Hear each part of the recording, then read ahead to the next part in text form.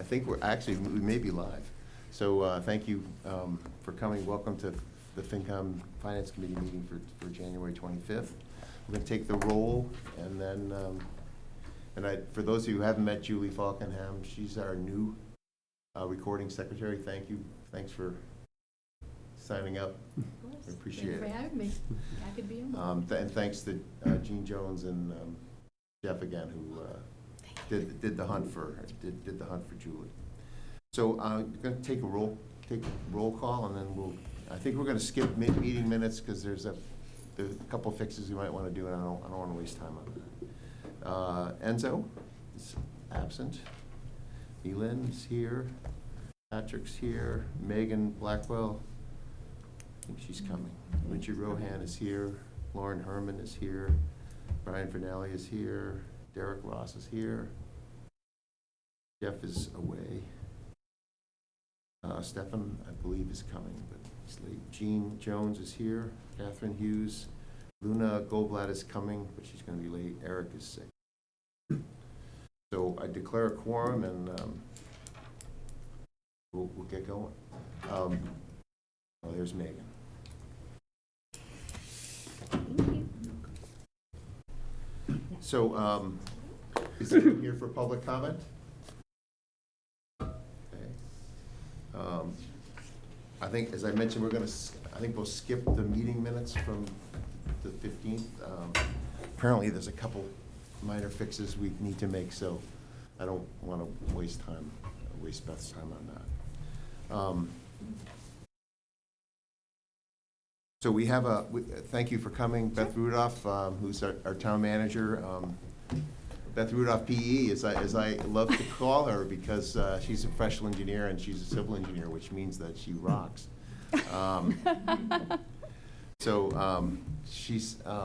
We appreciate you coming. Sure, thank you for having me. I'll be your Okay. your slide manager. All right. And so Beth is here to give us a presentation on the 5-year capital plan. Sure. So I sent out, I don't know, did you forward the report to everybody, John? The full report is in our box folder. Gotcha. And I put your presentation that you sent me tonight in the box folder as well. Okay, great. So everyone has it. I don't know that they can pull it up right Sure. now. But Yeah, so I mean, for anybody who's had a chance to just look at this, tonight's presentation is basically just a summary of the same information that's presented here, nothing new. So do you want to go to the next slide? Okay.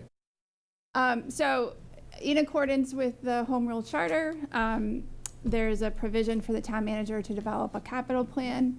It's supposed to be presented 30 days prior to the date of the budget submission, which is February 15th. So this was done last week, January 16th, because of the holiday. The CIP shall be based on material prepared by the Capital Planning Committee and shall include a list of all capital improvements proposed to be undertaken during the ensuing 5 years, as well as cost estimates, method of financing, and timelines. I would just note that this provision in the charter predates the creation of the stabilization funds. So I think just going back in my history of the town, I don't have any record of a prior town manager putting a similar report together, because I think just with the way when the stabilization funds were created in 2002, I think maybe the process changed a little bit, because included in this report is a copy of the stabilization fund subcommittee report to town meeting in 2002, which kind of laid out the process for capital planning and the timeline for their report. So I think, I don't have all the history, but I think over the years probably things diverged from what was written in the charter based on that. So just that background a little bit. We can go to the next slide. So the Capital Planning Committee is created under Section 4.5 of the Code of Bylaws. As probably everybody knows, it consists of 7 members, 3 members appointed by the Select Board, 1 member appointed by the Planning Board from among its members, 1 member appointed by the School Committee, and 2 members appointed by the Finance Committee, at least one of whom shall be a member. Next slide, please. So this lays out what the current capital planning process is. And I should say that for town staff, the capital planning process is year-long. So we as staff are constantly thinking and working and planning what projects will be put forward in the coming fiscal year for capital projects. It's not something that we just focus on for a few months of the year. This is as town engineer, it was something that I was constantly working on, either developing projects that have been funded or thinking about projects that we would be bringing forward in the next capital planning cycle. It's something as town manager that we talk about on a daily basis with staff and amongst ourselves. So although there's a more formal process that starts in June, for staff, it's, as I said, a year-long process. And really, the town manager's office works very closely with the capital planning committee. And we, in June, there's a formal request that goes out to department heads requesting their current year projects as well as their 5-year plans. But we meet before June with each department to review their submittal. So it's not, those submittals aren't coming kind of cold to the capital planning committee. There's already been a conversation at the staff level with the town manager's office to develop those lists.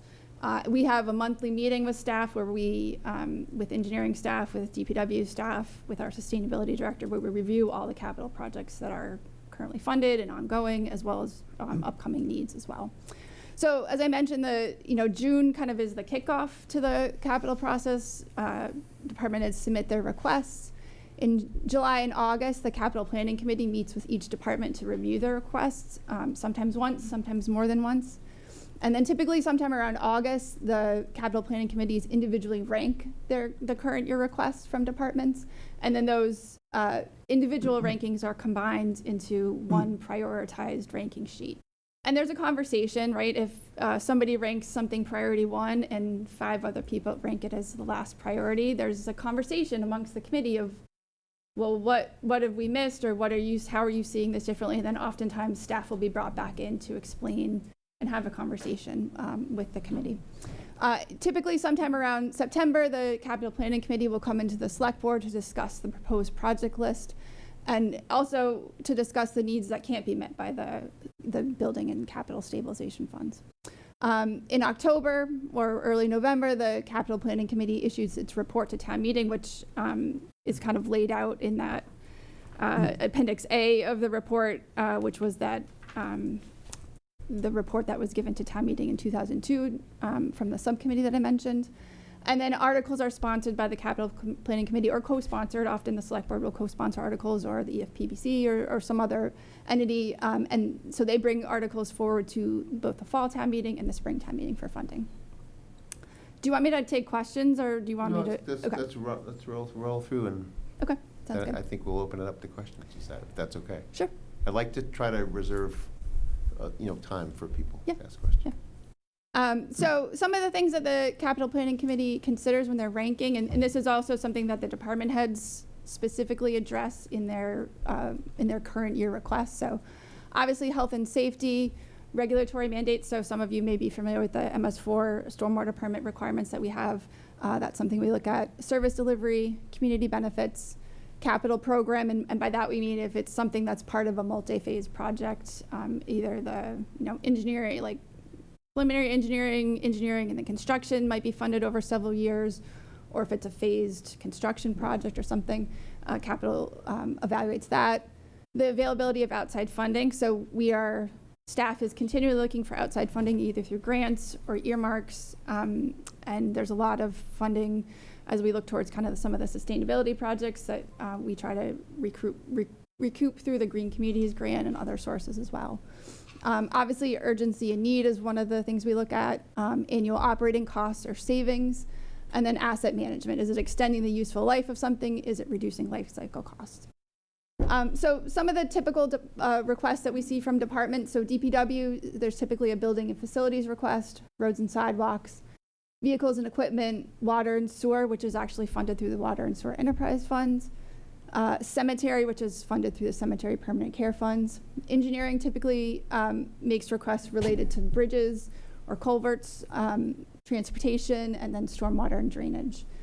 And then the other departments that come in are the fire department. They may have equipment needs or vehicle needs if we need a new fire truck. The police department, this year the police department had a continuation of the risk assessment work that we've been doing to improve kind of the safety in some of our town buildings. The recreation department, school department, town manager, the disability access committee. And this year we also had the town clerk who had a request. That's not, I would say, common, but there are kind of one-off department needs every now and again. The typical threshold for a capital project is $30,000. So anything above $30,000 is typically considered. Next slide. So just quickly going through what our capital funding options are. So obviously the capital and building stabilization funds are the first source of funding. Those funds were created in March of 2002 through a general override. The original appropriation was split, $800,000 for capital improvements, that was the capital stabilization fund, and the $1.8 million for building renovation and replacement. Those inflows grow at 2.5% each year. And I should note that since the original override in 2002, there's been 2 additional overrides. My little sticky note here that has the amounts. So in 2019, when the town did the operating override, there was also a capital override. And so there was $1.6 million directed into the capital stabilization fund, and then additional $400,000 directed into the building stabilization funds. And then last year, as part of the Lynch School project, there was a second question that directed additional $400,000 into the capital stabilization fund. And so that obviously also grows at 2.5%. Sorry, John, can you just go back? Oh, I'm sorry. That's okay. Did I blow that? Oh, sorry, I went the wrong way. That's okay. So as I mentioned, there was a stabilization fund subcommittee that was created in spring of 2002, and they provided a report to the town meeting that fall that kind of outlined the processes and controls for those stabilization funds. The next source of funding is obviously free cash. That's subject to appropriation by town meeting. We had our free cash certified last fall at just over $20 million, and we used about $750,000 at fall town meeting. Next slide. Another option, not something we use often, but is available, is a general fund funds to support either direct payments for capital or payments of debt service, or the funds can be transferred directly into the stabilization fund. So the best example of this, I think, is the transfer station project, which was funded through a variety of ways. There was a free cash allocation. There was the capital stabilization funds are paying, I think, $170,000 a year. And then we also increased, as you all probably just got your census information for your transfer station bills, we also increased the transfer station fee to offset some of the debt service for that project. Another source is a debt exclusion override. So debt exclusion override is a temporary tax increase that excluded from Proposition 2.5 and is just used to pay those specific projects. It requires a 4/5 vote of the select board for the question to be presented to the voters, and then obviously it requires approval by the voters to pass. One example of a project that we did, capital project we did, is the Morocco culvert flood mitigation project. So that was done in 2021, I think they're March of 21. There was an override for both the Morocco culvert as well as some immediate repairs at the Morocco school. Next slide. So although not specifically under the control of the capital planning committee, not like the stabilization funds, they do also review the projects that are funded through the water and sewer enterprise funds, which was created in March by town meeting in 2002. 2002 was a very busy year, it seems, for capital needs. So that is used to operate and maintain the town's water, sewer, and drainage systems, which includes our 3 reservoirs as well as our treatment plant. That's funded, the enterprise fund is funded obviously through usage-based water and sewer billings as well as a service fee. And the town works annually. We're in this process right now. We have a consultant that we work with to basically complete a rate study to evaluate the capital needs, the operating needs. We also pay for the MWRA service charges out of the enterprise funds, and then we set the rates in the spring. And then the cemetery permanent care funds is something that is funded by the sale of plots at the cemetery. It's invested through the Commissioners of Trust funds, and they've determined that the safe drawdown of that fund is $140,000 a year, which is currently split evenly between capital and operating needs. ARPA funds, not a recurring long-term source for capital, but is a current source. So we had just over $6.8 million that we originally received, and we have an uncommitted balance of about $1.3 million. And then I just also wanted to mention the CPA, because that's something that's obviously been part of the conversation over the past few months. The select board's considering sponsoring an article at Springtown meeting, which, if it was approved at Springtown meeting, would put consideration of the CPA on the ballot at the presidential election in November. If it was passed, the funds would be available for appropriation as early as spring 2025 for use in FY26, which would be July 1st. However, we'd have to establish a local community preservation committee who are the ones that make that recommendation to town meeting in terms of how those funds would be spent. So just very quickly looking at the departmental capital requests as well as things that we've worked on as staff over the past few months to put together as anticipated needs. It's obviously a big number, right? We're somewhere between, on the low, $7 million, at the high, $35 million. As noted here, it doesn't include the expected construction costs for the Lynch traffic improvements, which I expect the select board will bring forward an article to Springtime meeting for that. Next slide. So the capital planning committee has developed a set of guidelines that they use for management of the stabilization funds. Includes 3 primary areas that they look at. First is the minimum fund level. They try to target a balance of no less than $100,000 at the end of each capital planning cycle. They look at the total indebtedness of the fund. So their goal is to never, neither fund shall be bonded to an amount where the debt service exceeds 50% of the inflows. And that includes existing debt service, obviously. And then the projects that they look they're eligible for either bonding or for consideration by the select board for a debt exclusion. Projects with costs that are expected between 1/3 and 1/2 of annual inflows they consider eligible for bonding through the stabilization funds. And projects that exceed 1/2 would be recommended for our debt exclusion override. Next slide. So this is just a financial analysis that shows kind of the projected annual inflows over the next 5-year cycle, what the existing debt service is. You can see, at least in the building stabilization fund, that debt service does drop off over the next few years, which I think is good news for everybody. The available debt capacity based on that, the guidelines that I just mentioned, and then the funds that would be available for use above just the existing debt service. Next slide. This is obviously a lot of information, and I took this directly out of the Capital Planning Committee's fall report, but I just really want to focus on the bottom line numbers. So at fall, they had just over $1.6 million of projects that were recommended for funding out of the building stabilization funds, just over almost $2.3 million that were recommended for funding out of the capital stabilization funds. There was $315,000 recommended for funding for water and sewer. And then we increased the borrowing authorization for the Morocco culvert based on cost escalations. That was just over $1 million. The list on the right are the projects that are currently recommended, or as of last fall, were recommended for funding in the spring. Capital always kind of revisits that list. It's rare that they make significant changes, but there will be obviously a set of meetings that prior to the springtime meeting to reevaluate. Next slide. So there's obviously a lot of, and as we all have talked about over the past few months, there's a lot of things that in the FY25 cycle that started last June that wasn't able to be funded through capital. So the building stabilization funds are the big ones. So Lincoln School flat work, that's $1.2 million. Mystic heating system design, there was a request by DPW for $150,000.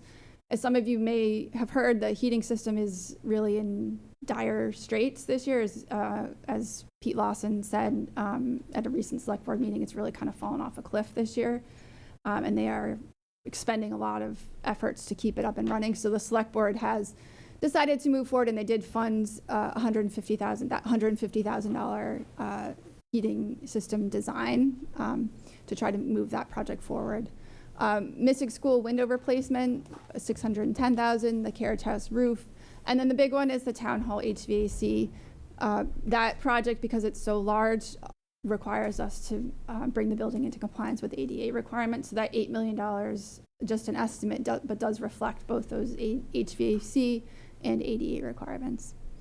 And then under the Capital Stabilization Fund, I won't go through all of these, but there was, as some of you may recall, a transportation master plan that was completed within the last year. And so a lot of these projects were the ones that came out as the highest priorities from that transportation master plan. And unfortunately, were not able to be funded in the most recent cycle. Next slide, please.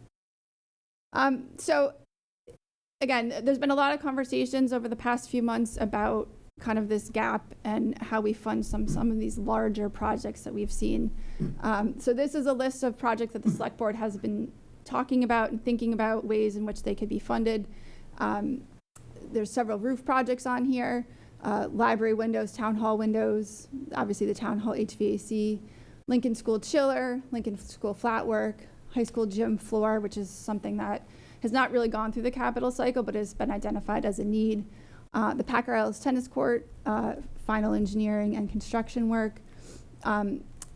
There's an ongoing project. We have a $500,000 earmark to look at some traffic calming and pedestrian improvements in the town center, which would allow us to actually expand the sidewalk and be able to have outdoor dining plus parking on both sides of the street, which would be a great thing for our businesses downtown, so we wouldn't be taking parking spaces to accommodate the outdoor dining. That project are very high cost estimates at $8 million. And then there's we're just starting a study of the town hall bell tower. There's some structural improvements that are necessary there. That $2 million is just a pure guess at this point. That work is just getting started. So this is a list of projects that the board has been kind of talking about and has made a decision in the past few weeks to not move forward with a debt exclusion override. There was discussion of potentially coming to the March election with a debt exclusion override. But these are the items that in the capital plan, in the large table that I provided, are kind of listed as TBD because there's still an ongoing conversation about how we'll think about funding What those. does the red mean versus? The red are the ones that I would say the cost estimates are the least reliable. Yeah, the other ones like the town hall HVAC, the roofs, we at least have some preliminary. The town hall HVAC, we actually have a final design on that, and the roofs we have a preliminary design. So those are the cost estimates that came out of those studies. The other ones are really we're still in the preliminary stages, and those are kind of not firm numbers. So that's really all I had. Okay. I'm happy to take any questions. Yeah, great. So I have some questions, and I'll just leave me some time at the end, so let's open it up. Patrick? I just had two questions. The first, since we're on this slide, is the estimate for the Winchester High School gym floor really $2.5 million? Yeah, so there was a report done, it was either by the school committee or the EFPBC, and that $2.5 million number is what came out of their report. Wow. Yeah. Okay. I think it's kind of on the upper end, but yeah. It's not just the floor itself, it's reconfiguring the whole gym. Yeah. And new bleachers. If you go to the gym, there's Okay. only one set of bleachers that actually work, and to make it compatible with the MIAA, and also for being able to rent out the facility where it's going at the same time. Okay. For both volleyball and. That answer was provided by Select Board Chair Rich Mucci.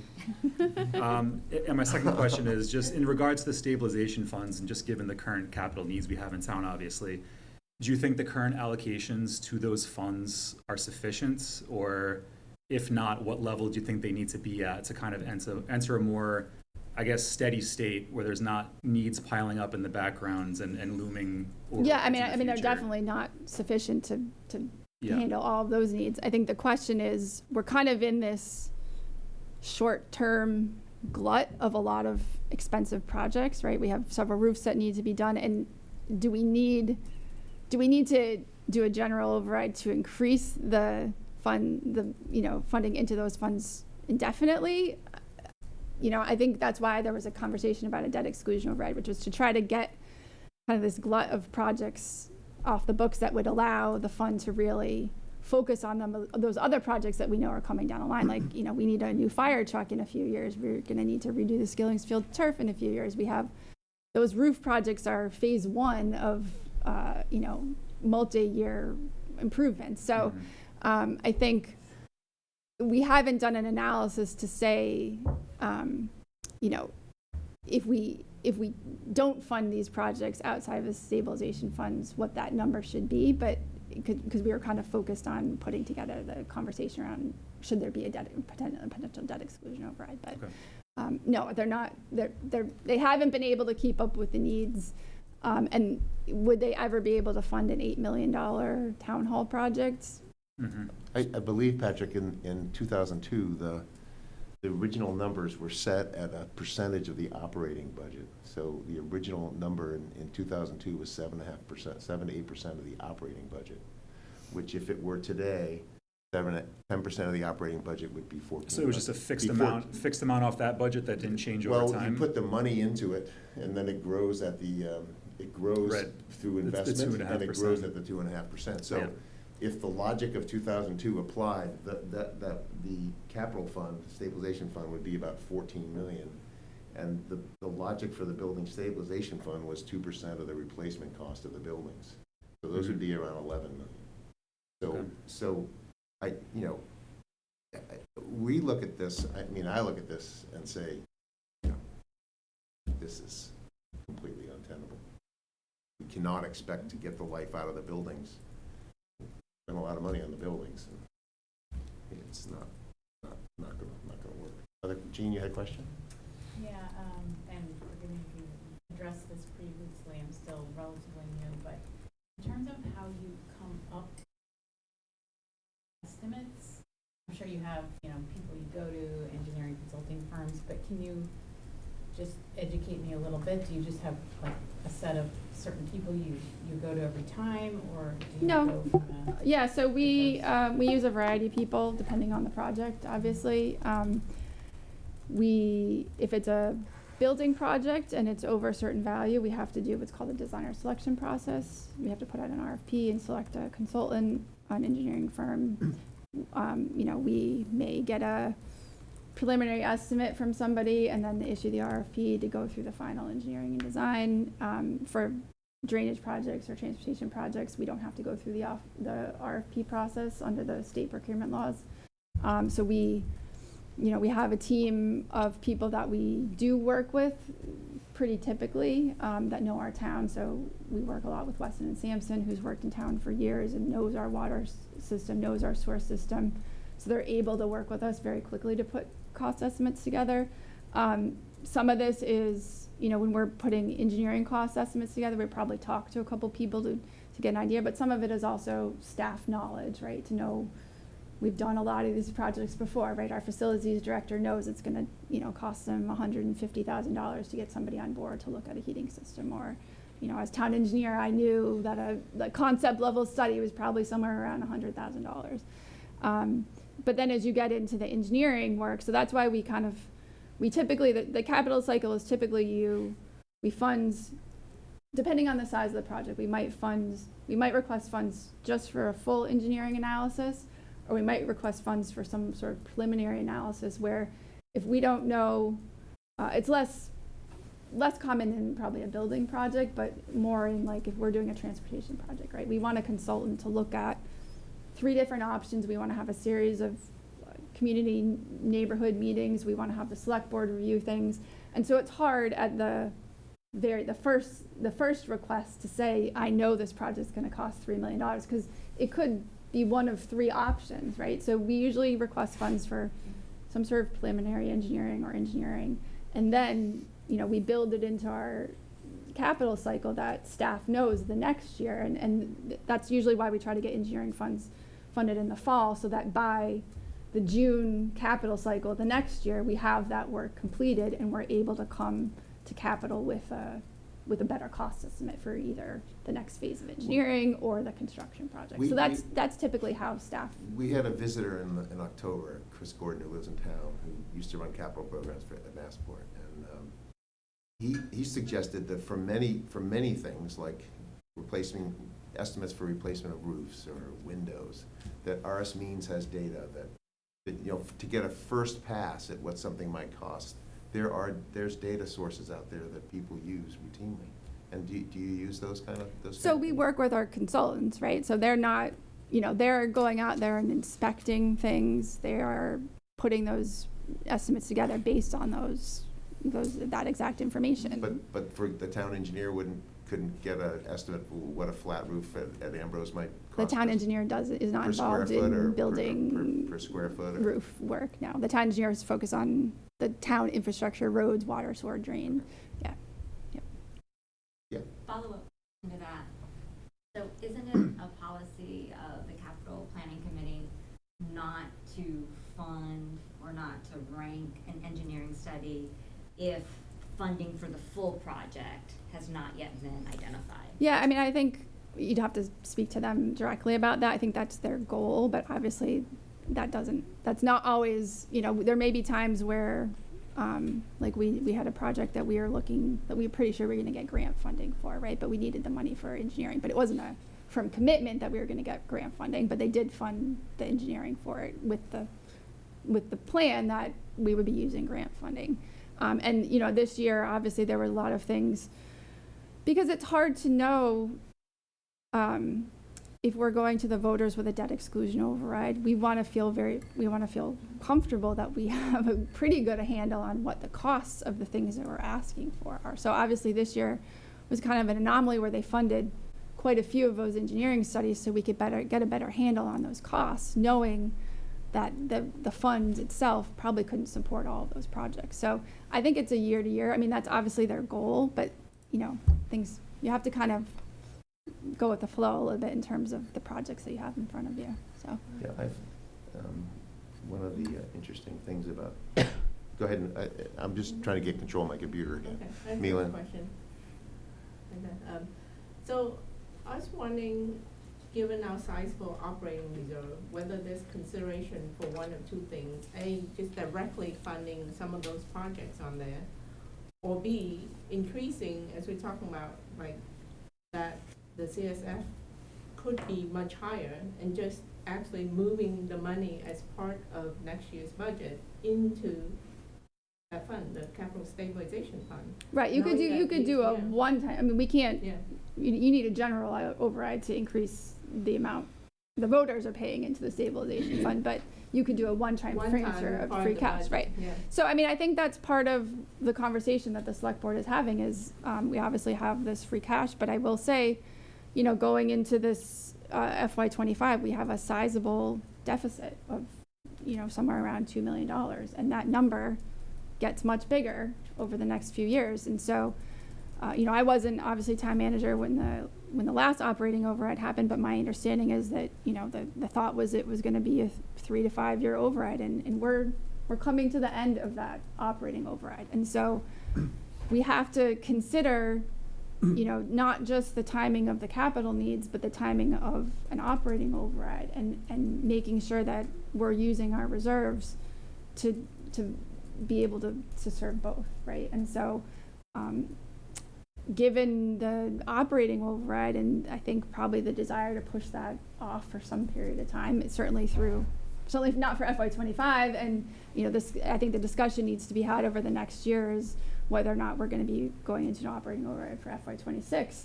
Is now the time to take those reserves, or is the time to kind of wait and talk it through a little bit and have a conversation about the capital versus the operating use for free cash? So that's my thought.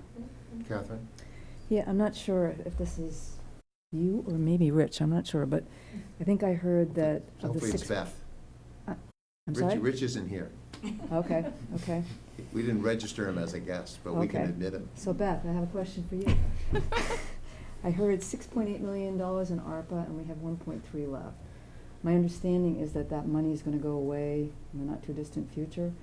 And if we're talking about potential override, are we also looking at using that 1.3 million towards capital projects, I would hope? Yeah, so if that that's goes on? that's been on the select board agenda every meeting for the past few months. And I think certainly the interest is there at this point to try to use it towards the Mystic School heat, which has kind of risen to the top, as I mentioned, this year in terms of priorities. We did fund they just funded the design. So we had the RFP that went out this week to select an engineering consultant.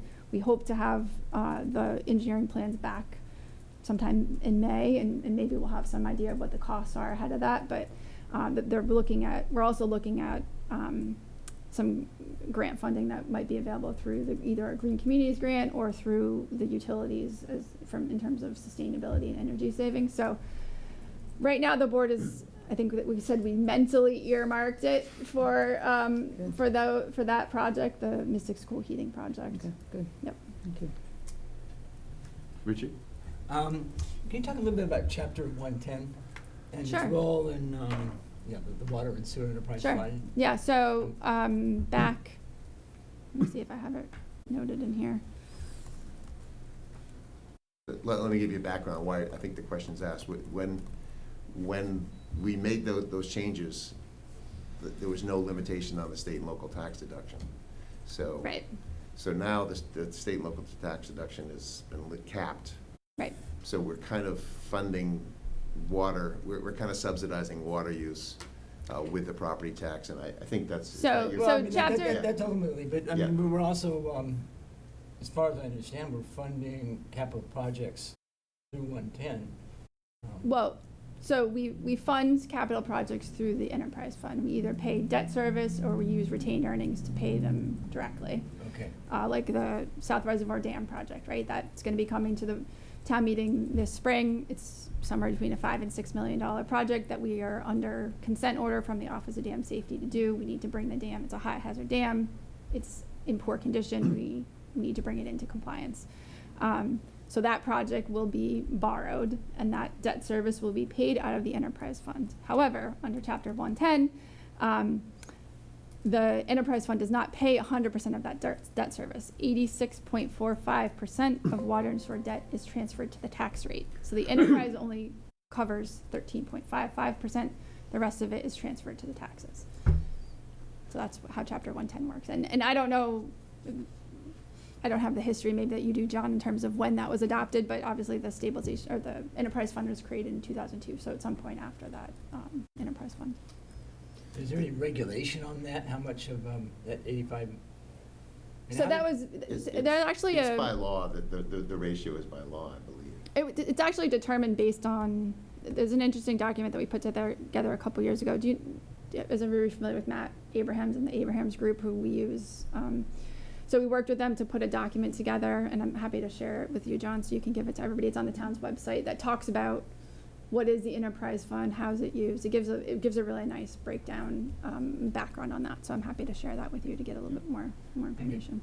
I've been struggling with how the money is allocated from the enterprise fund and how much is from. You'll see when her budget comes out, you'll see this weird sheet in the Excel thing that allocates all these monies to backfill the healthcare, the overhead, all the things associated with employees of the enterprise fund, so that you'll see it dawns on you after a while, but it is complicated.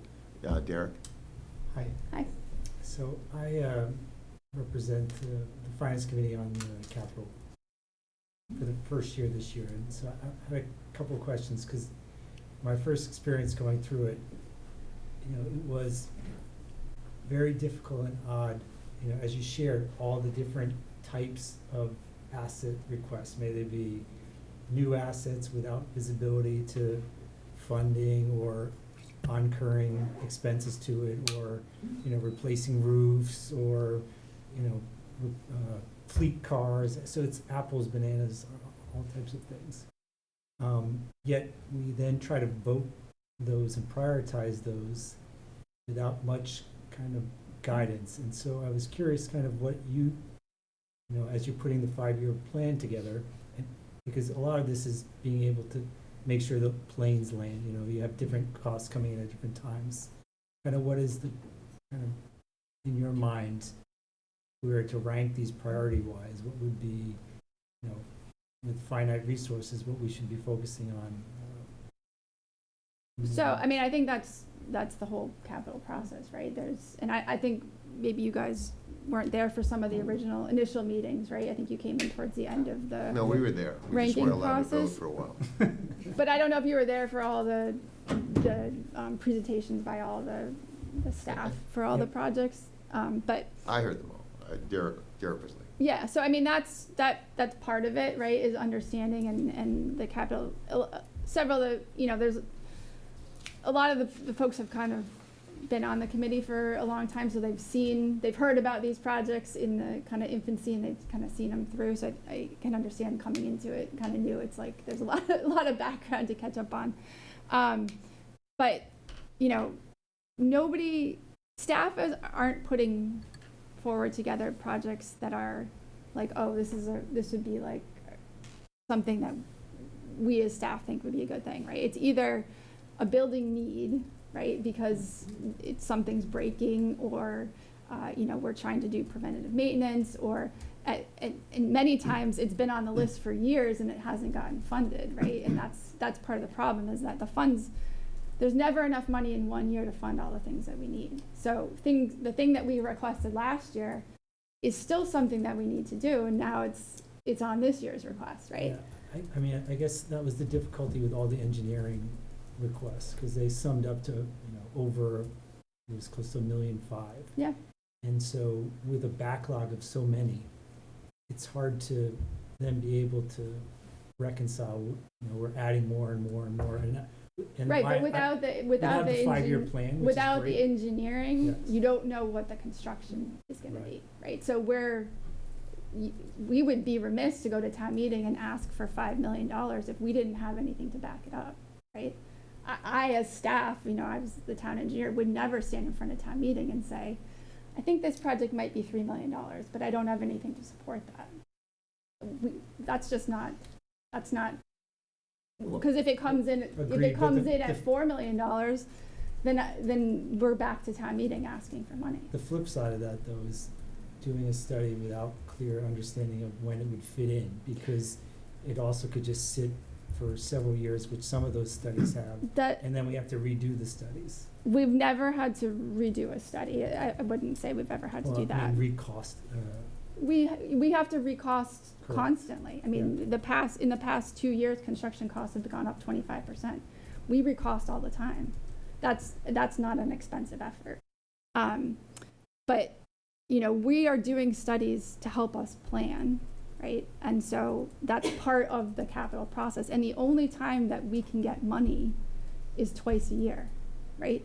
Staff doesn't have a bucket of money that we can say, we think we want to go forward with this X construction project, and we're gonna fund this project. That's just not how municipal finance works. We have 2 shots a year to get money: fall town meeting and spring town meeting. And the capital process is in June. We have to submit all of our requests once a year to get that funding. I think Derek's raising a different point, which is it's the same thing I struggled with in ranking these projects 1 through 20. Everyone has a different perception of what the project is. People come from completely different backgrounds. There's no common standard. This is how you should rank. Our first interest is getting the rest of the useful life out. Our second interest is this. Our third interest is that. So you have 6, 7, 8 people kind of throwing pickles on the wall. And then we add that up, divided by the number of people voting, and that's the ranking. And it doesn't seem, I don't know if I'm putting words in your mouth, it doesn't seem objectively based. I was trying to understand priority, because normally you have kind of a vision of, this should be our top priority, then this, then this. But when you have everything that's without, 8 different people with different opinions. Right, but I think that's priorities. why, and That's why I was asking. I think that's why the committee was created the way it was, so that you have those diverse opinions, right? You have people who have a finance background, and you have the planning board representative who's looking at, and that's the goal of it, right? Is to get those diverse opinions, and everybody brings something different to the table, right? Because I know, John, traffic projects are not your favorite, but the planning board might. That's not true. But somebody else on the committee might I think have it'd be fair to say that, like, a traffic project, in most situations, Morocco would be a higher priority for me than a traffic project, unless there's some real clear problem. Yeah. So, but I think that's the beauty of getting a group like that together, because everybody brings a diverse set of opinions, and then you hear from staff what their priorities are, right? And it's hard to say, when I would submit a list of projects as town engineer, it's hard to pick a first priority, right? Because I could have I could have 2 bridge projects that the bridge is in poor condition. Which of those is a higher priority? They're both the same, right? Or I have the MS4 we agree. permit requirements. That's a regulatory standard. It's not a priority. It's like we have to do it, or we're gonna, So I had a few sued. questions, Beth, and I put together a couple of slides. Sure. So in your report, you reference Article 6, 7, but these are some excerpts from Article 4, which is, we have a strong town manager form of government, and, the charter enacted by residents gives the town manager a lot of power. And you should have that power. That's the form of government we have, right? We've got a professional kind of in charge, it's the strong, that's the goal. And, I put up some excerpts, but like in section 8, in Article 4.1, it says, and again, it's male-centric, the wording is weird. Yeah. But it says, he shall prepare and submit a proposed capital improvement program as provided in Article 6. I mean, to me, this is in your park. This is your park. You let the capital planning committee play, and fine, that they can tell you, they can give you advice and information, but it's your plan. It's your preparation, and and there's safety. It's right here. I know, but there's safety in that for us, for finance committee and for residents, because you really have unique qualifications and background to manage capital. I mean, it's so I guess my first question is, and this will sound a little impolitic, but is the select board giving you enough running room? In other words, can you be the powerful manager that the charter envisions? The product of this plan goes to us and the select board. It's not controlled by the select board. It certainly isn't controlled by us, but it is controlled by you. And does the select board give you enough running room? This plan is based on the requests that were put in from departments. The select board did not in any way change what's on this list. The thing that I do not have control over is the funding. That's either a town meeting decision or a decision of the select board to put a debt exclusion question on for the voters. So I can create the list, I can create the priorities, I can make the recommendation, but at the end of the day, I can't write the check. I guess what I'm getting to. I can sign the contract. What I'm getting at is, like, if you believe, and Patrick asked this question about whether the BSF and the capital stabilization funds have enough money. If there is an analysis that you want to do and could do that show us how we should be supplementing those funds, we're kind of powerless to help you if Well, I mean, that's we're the not. conversation we've been having over the past few months is But not with us. getting a handle on what a possible debt exclusion question might look like. And that's, we put a lot of effort into what would that list look like, what are the priorities, what are those projects, and those priorities are still there. But like I said, we have this big glut of expensive projects that need to get done. Do we need to do a general override to get over that glut, or would that put too much money into the fund long term? Now, is there ever too much money for capital? Probably not. But I mean, we haven't had that conversation about a general override, because the conversation we've been having is, should we have a debt exclusion override? Yeah. So my next couple And that questions. conversation just ended like 2 meetings ago. Yeah. The message, what I'm trying to say is, we are supportive. And I think that's true with everyone in the room. We want to support you. Yeah, You're the adult in charge of the capital program. And John, I've said this to you before, we don't have a planning problem, we have a funding problem. Nobody's not planning for projects. This list of projects is a good list of projects. Departments put 5-year plans together constantly. It's not that we're not anticipating needs, is that we're not able to fund those needs. And then the needs that weren't funded last year are just getting carried forward to next year. So I have a couple more. This is VFA's asset report from a couple of years ago, and it lists all the major buildings in town. And so it's like 100. The replacement value of the government side buildings is 114 million, and you know this better than I do. And the school side is 416 million. So there's $530 million of assets if we had to replace it. And so, the way I think about this is, the collective residents have spent a lot of money on this stuff. It all has useful lives. I mean, what level of importance should the town be giving to sustenance of life of, $500 million worth of assets? Is it the top priority? This is kind of Derek's question. Is So, it the top priority? again, I would argue back to, when you say, I agree with everything besides, we still have a planning problem because we don't plan for the useful life of these assets enough, or we wouldn't be in kind of situation for some of these assets, where we don't have enough money to be able to support replacing many of these things. That's why I was getting back to the prioritization of, some of those things, you buy an asset, there's useful life, there's expenses that occur, you have to ultimately replace it. And so you kind of have a plan of what money you need when.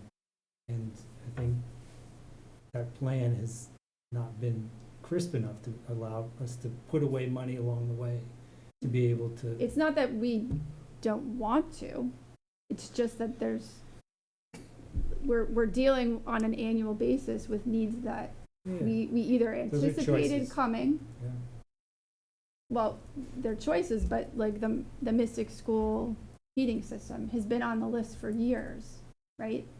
And has never been able to be funded, and now we're in dire situation, right? So- Not because So- nobody thought we should do it, or Right. because we didn't think it was a priority, but because there were other things that jumped over it at the time because it wasn't in the state that it is now, So let right? me, I'll come right back to you, okay? Lauren, just give me a minute. So the last two slides are, I got DPW to print out some, one of the VFA studies. This was the West Side Fire Station. So I've tried to find the easiest, most simple building that I could think of, and I thought the West Side Fire Station. So, so this is the first and last pages, but, so this is the kind of stuff that VFA is, I understand, producing, and Yeah. we are very supportive of this effort. So my question, so like I highlighted a couple, exterior doors need to be replaced 40 years from now, and it's gonna cost us X, and that's their estimate. So they have an estimate. And then this one is special construction for exhaust of, a exhaust system scheduled for 27, I think it's $200,000. So how do we make sure, I mean, this is objective, third-party expert information, right? So how do we make sure that something like this, let's say it was the Mystic Boiler Yeah. 4 or 5 years ago, how do we make sure that something like this gets dropped in at the right Yeah, place? and that's And plan what's- for it, what and make sure staff- you have the money for it? Well, and that last piece is exactly the point, right? Staff that's the reviews point. this each year, and as some of you may know, the select board approved ARPA funds for the update of this, so it will be updated, that work is ongoing. We should have something probably late February, March. We factored into the DPW operating budget, the budget that I'll put forward, enough money to have VFA maintain this software so that we will, in the past, I think it's kind of not been as consistent. Like, staff has been trying to maintain it, but Pete Lawson's also trying to keep, like steam pipes from exploding. You in want them Mystic on the School. field, you don't want them behind a Right, desk. so we, I'm including in my manager's budget the money for them to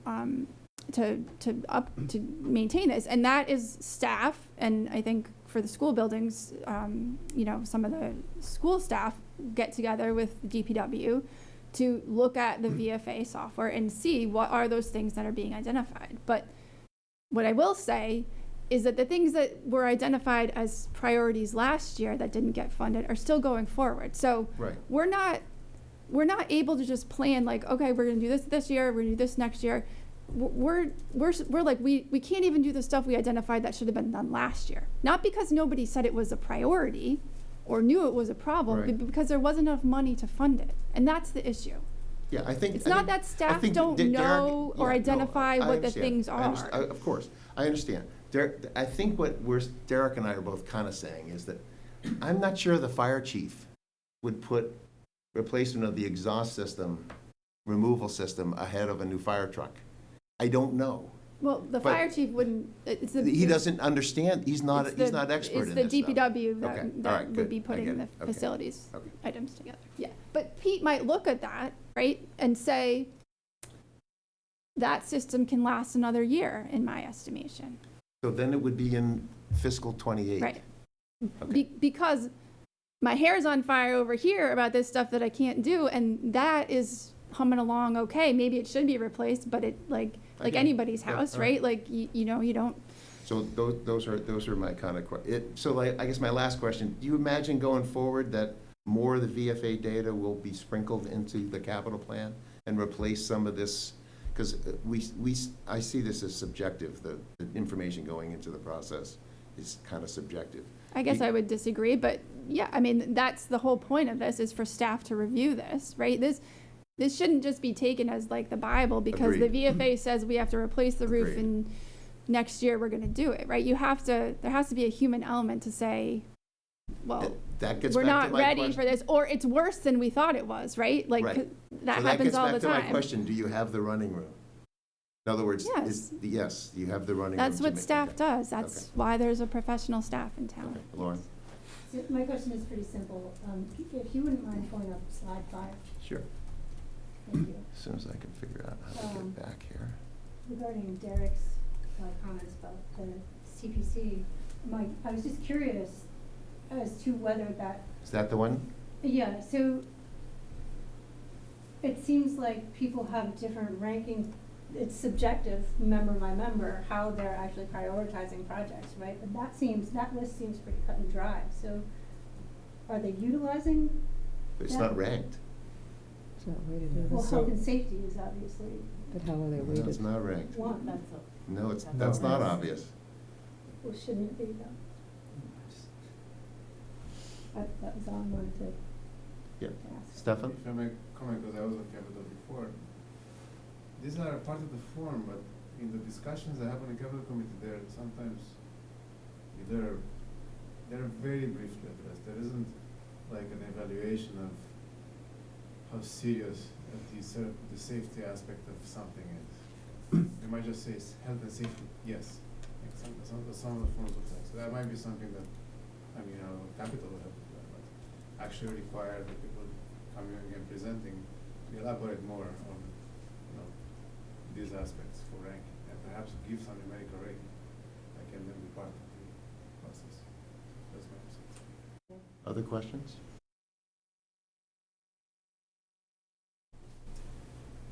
Quick question, who would be in the power to give a general directive about the strategic priority of the capital project?